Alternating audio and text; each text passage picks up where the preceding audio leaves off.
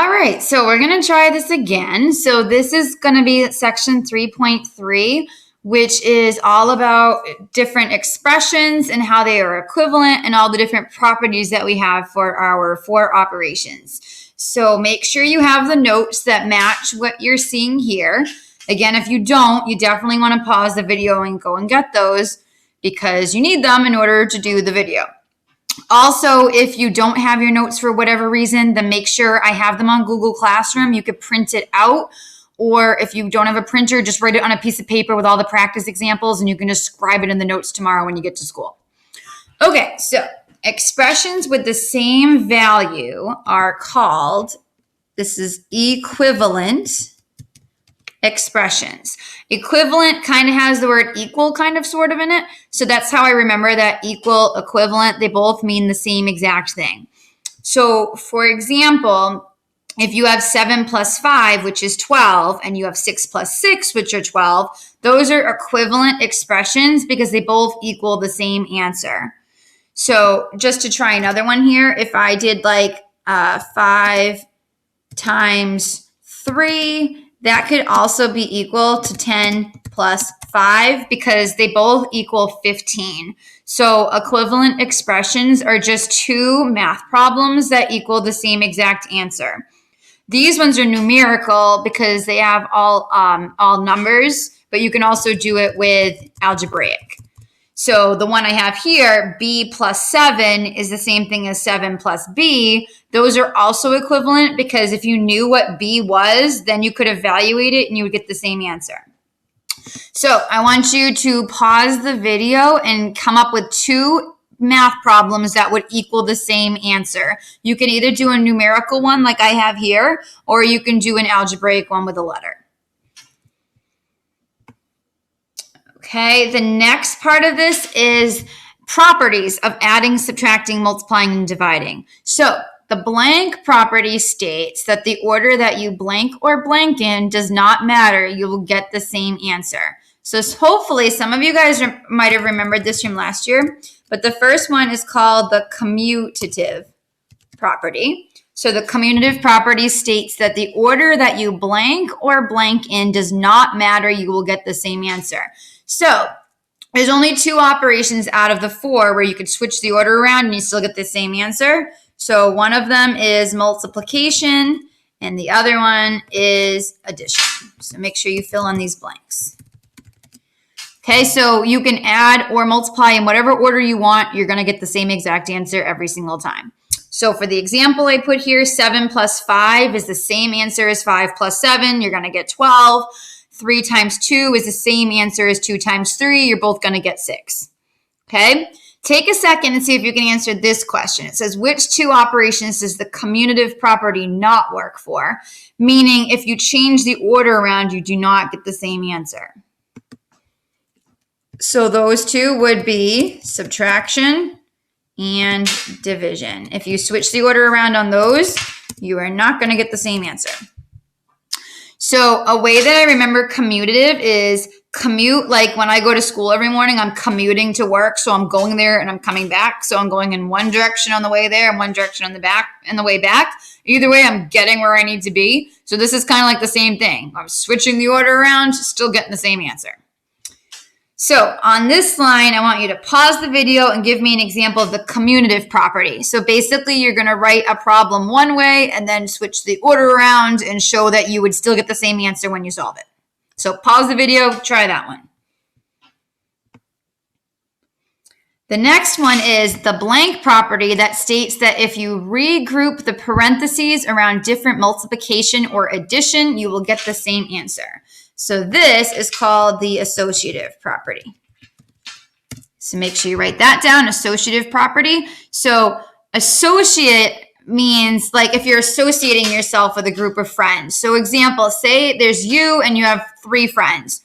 One day you go over and hang out with one of your friends at their house. The next day you go and hang out with another friend at their house. So one day you're associating yourself with one friend. The other day you're associating yourself with the other friend, but you're still all friends. So this is kind of like the same exact thing, but with numbers.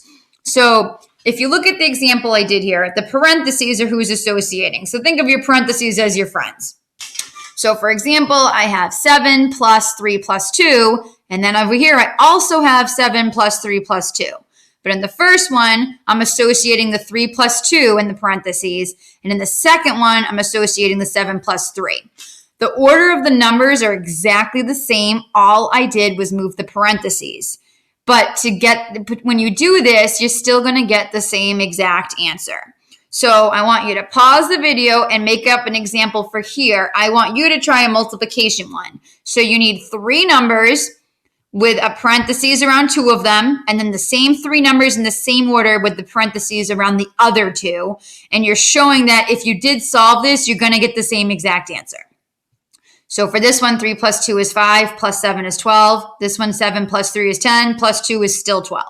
So pause, try that one.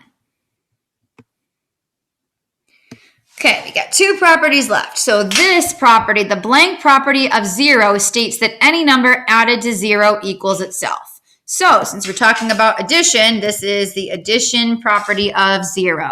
That property states that if you take any number in the planet and you add 0 to it, you get the numbers you started with. So for example, 17 plus 0 is 17. Anything plus 0 is itself. Very last one, the blank property of 0, there's a typo, states that any number multiplied to 0 is 0. So that's going to be your multiplication property of 0. That states anything times 0 is 0. So for the example here, 19 times 0 equals 0. Okay, so make sure you have all of your blanks filled. Make sure you did all the examples you were supposed to pause for. And now I'm going to do some problems from the actual book. So this is where you want to flip over your notes and try these. So for the first one, it says simplify the expression. So simplify means make the problem look as simple as you possibly can. So I'm going to make this way easier for you. The example shows you that they want to show you why this works with different properties. So for this first one, for A, they have 7 plus parentheses 12 plus x inside the parentheses. What they're showing is the associative property. So they didn't change the order at all. It's still 7, 12, and x, but instead of having the parentheses around the 12 plus x, they put it around the 7 plus 12. So now you can add these two numbers together. 7 plus 12 is 19, and your final answer is 19 plus x. Make sure you are listening right now. On your homework that you're going to be doing in class tomorrow, and on the practice ones that I'm going to have you do next, you do not need to do this entire step. You're just going to go down to the 19 plus x. So basically, if it's an addition problem, you're just going to add the two numbers together and add the letter to it. So 19 plus x. So for this one here, what you're going to do is, we already know that you can commute, which means you can change the problem around. We already know that you can regroup. So what you're going to do is just add the two decimals in this case together, and then add the x. Again, this is showing you how it works. They're showing that you change the order around. Then they're showing that they're regrouping with the associative property. But really, your final answer, the only thing I really care to see is that these two numbers are added together with a letter added to it. So this is going to be x plus 14.5, and that would be your final answer. Same with this one down here. Now, this is multiplication. A number next to parentheses, remember, means multiply. So all you need to show me are the two numbers multiplied together and then the letter attached to it, because you're multiplying that as well. So 5 times 11, they're just showing the associative property that they regrouped. 5 times 11 is 55. So this final answer is 55y. So one more time, you do not need to show me these in-between steps. I only want to see your final answer. So like if it's addition, add the two numbers, add the letter to it. If it's multiplication, multiply the two numbers and put the letter next to it, because that means 55 times y.